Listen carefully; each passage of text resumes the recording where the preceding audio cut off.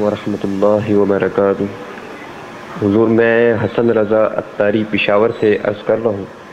حضور میرا سوال یہ ہے کہ ہم جو یہ رومن اعداد میں 786 لکھتے ہیں، جس طرح 92 لکھتے ہیں یا کچھ اور ایسی چیزیں ہوتے ہیں، تو یہ لکھنا کیسا؟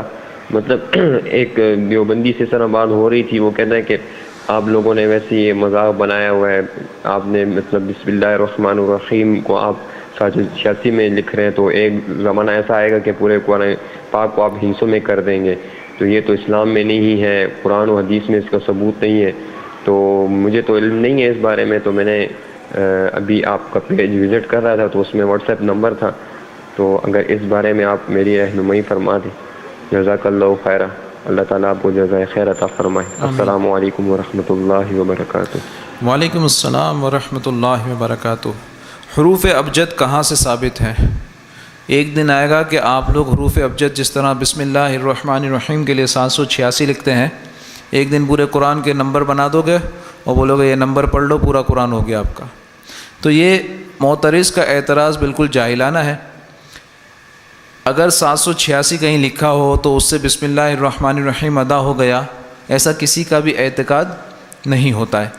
اور ورنہ جو ہے پورا ٹوٹل کر لیں قرآن شریف کے الفاظ کا اور وہ ایک نمبر بنا لیں، اور اس ٹوٹل سم کو جو ہے نا اتنے ملین اتنے بلین جو ہے یہ بن گیا نمبر، اور یہ پورا قرآن پاک ہو گیا۔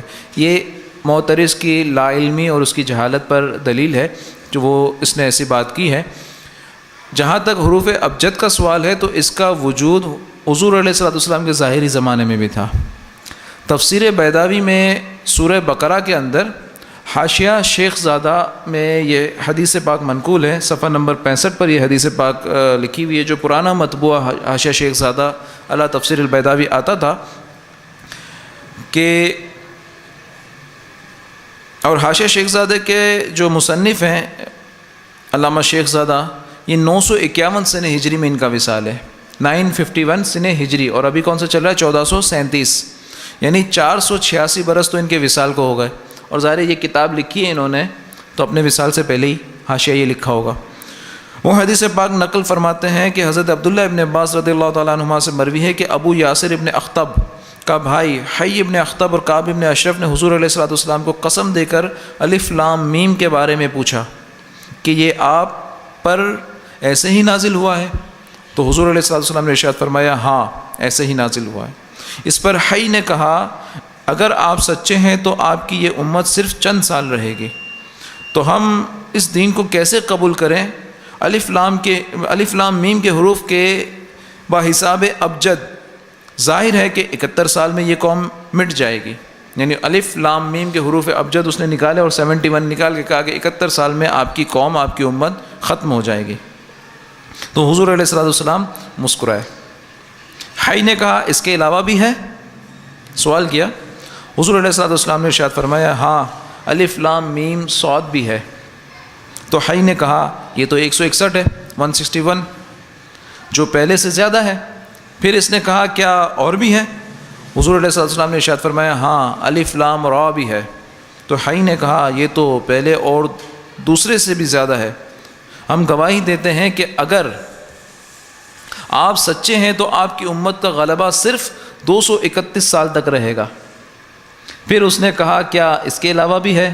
حضور علیہ الصلوۃ والسلام نے ارشاد فرمایا ہاں الف لام میم را بھی ہے۔ تو حی نے کہا ہم آپ پر ایمان نہیں لائیں گے، اس لیے کہ آپ کی کون سی بات مانیں؟ ہوتے ہیں خدا جب دین لیتا ہے تو عقل چھین لیتا ہے۔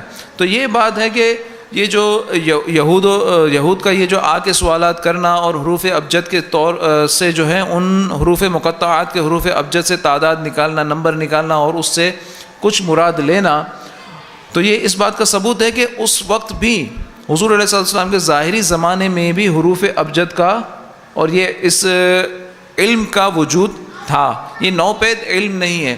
ہاں اگر کوئی اس پہ اعتقاد نہیں رکھتا تو نہ رکھے، یہ کوئی لازمی نہیں ہے، نہ ہی اس کے اوپر اعتقاد رکھنا کوئی ضروریات دین سے ہے کہ حروف ابجد کو جو نہ مانے وہ دائرہ اسلام سے خارج ہو جائے گا، ایسا ہرگز نہیں ہے۔ اور نہ ہی اس حروف ابجد سے مراد یہ لی جاتی ہے کہ جناب اس کو ان کے قائم مقام قرار دے دیا جائے کہ جناب یہ جو یہ 786 کا لکھا تو 786 لکھے ہوئے لفظ کا بھی بالکل منوعاً معنی بسم اللہ الرحمن الرحیم ہی ہے، نہیں، یہ اس کے عدد ہیں۔